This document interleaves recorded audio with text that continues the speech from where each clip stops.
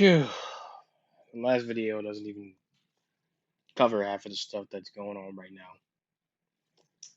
Now, my last video on this topic showed off a certain amount of drama surrounding the Genshin English VA situation. It's only getting worse and worse. The Union VAs are getting more and more aggressive on this topic, and they're showing no signs of letting up on this.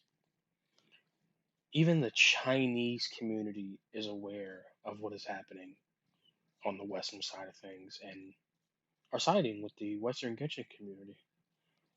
Now, one thing I like to mention, what's really stupid about this, is little Kiribou, the guy who voices Frieza in Dragon Ball Abridged, and he's the creator of Yu-Gi-Oh! Abridged, has gotten involved in this, telling Jacob to make a statement on this, and he's also harassing a Roron's VA about something.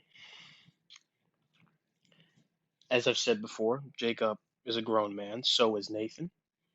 They don't need to listen to bullies over the internet. I also don't mean to be like, a dick,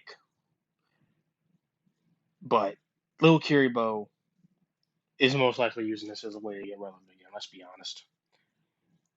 He's also 41 years old, advocating for harassment. So it's crazy that a 41-year-old grown man can still be acting like a teenager. Like, come on, man.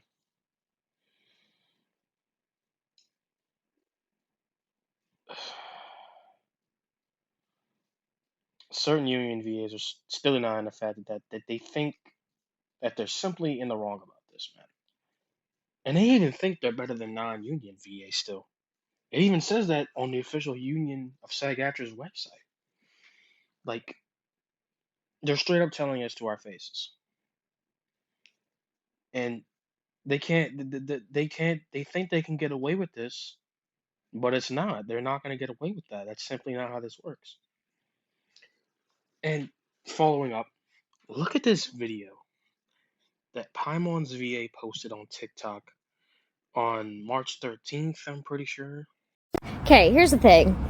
If voice actors, both non-union and union, in a video game want a game to go union, the game should go union.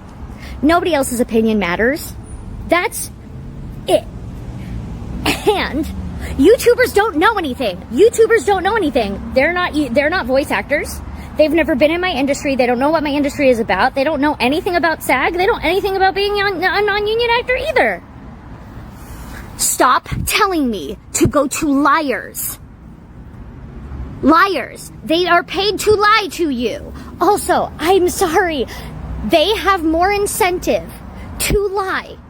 They have more of an incentive to lie because idiots like you fall for their shit and they get paid for that. Hello?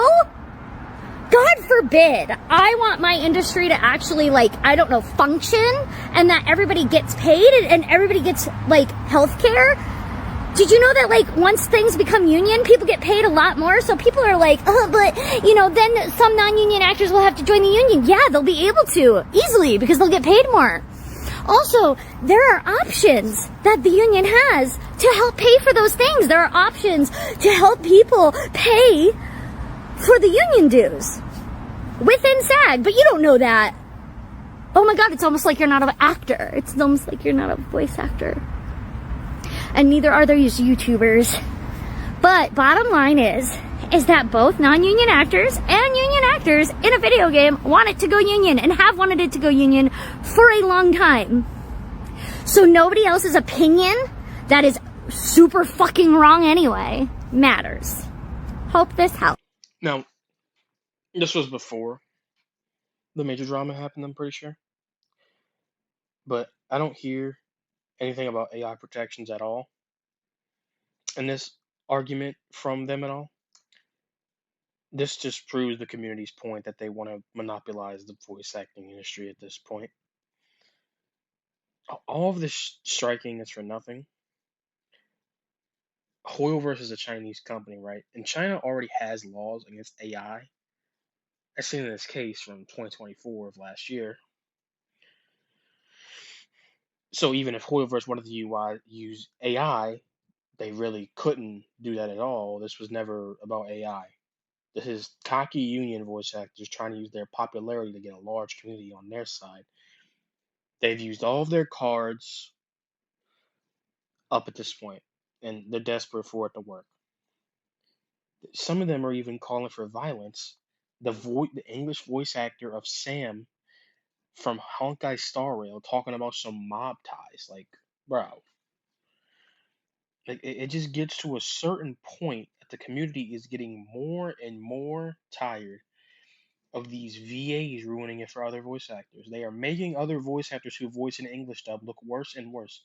Raiden's English VA even spoke out against SAG after a year ago. Union voice actors want to infringe on the rights of non union voice actors, going against their own so called strike. Union actors are even encouraged to go and audition for non union projects. This basically shows the fact that they want to monopolize the industry. This infringes on rights of non union VAs in so many ways. And we as a collective need to continue to stand against nonsensical things like this. No matter if you're part of the Hoyo fandom or whether you're a part of something different like the Red Dead Warframe, whatever, like even Brawlhalla or something like that. I don't know. We cannot allow SAG actors to try and ruin beloved games and voice actors. Me and many other gamers will continue to speak out against this so-called union, or is it a cult?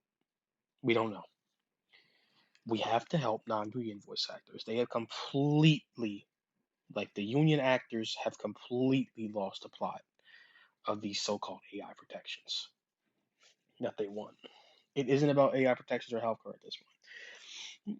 This is about taking advantage of the voice acting industry and trying to tarnish its reputation through a cult. Hell, even Paimon's VA admitted that people are forced to the union in one interview. So when you did get to LA, how did you get into SAG? I was forced into it. My first like on camera thing was Aquila and the Bee, where I had a few lines, and then actually like at that time I was flying back and forth from Seattle to LA, and then I actually booked a movie in Seattle. And while I was on set for that movie was when I was what's called a must join, because it's when you work within SAG at some point, like the first job you have in SAG, you're SAG eligible at that point. And I didn't join right away because it's really expensive. And then I booked that movie, and then because I worked a certain amount of hours, you have to work a certain amount of hours in SAG, and then you become what's called a must join, and you have to join to be able to work on SAG, like SAG projects again.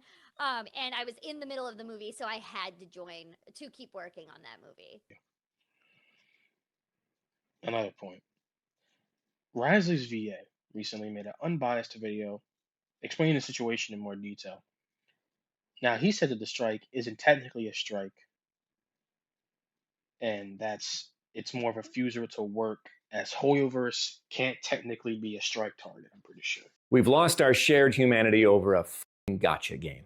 The strike is for specific union games, for specific union signatories, for actors that are a member of the union. Games that are non-union, meaning that their companies are not signed to union contracts, are by definition not struck. This means, and I want you to listen very carefully here, if the SAG-AFTRA strike ended tomorrow, this would mean absolutely nothing for Hoyo Games and its actors. If suddenly WB and Formosa, Keywords, all the rest, threw a ticker tape parade and said, "We agree to all the actors' demands, yay!" Nothing would change for Genshin or Star Rail or Triple Z or any other non-union game. So point number one, please stop talking about Genshin like it has anything to do with the SAG-AFTRA strike.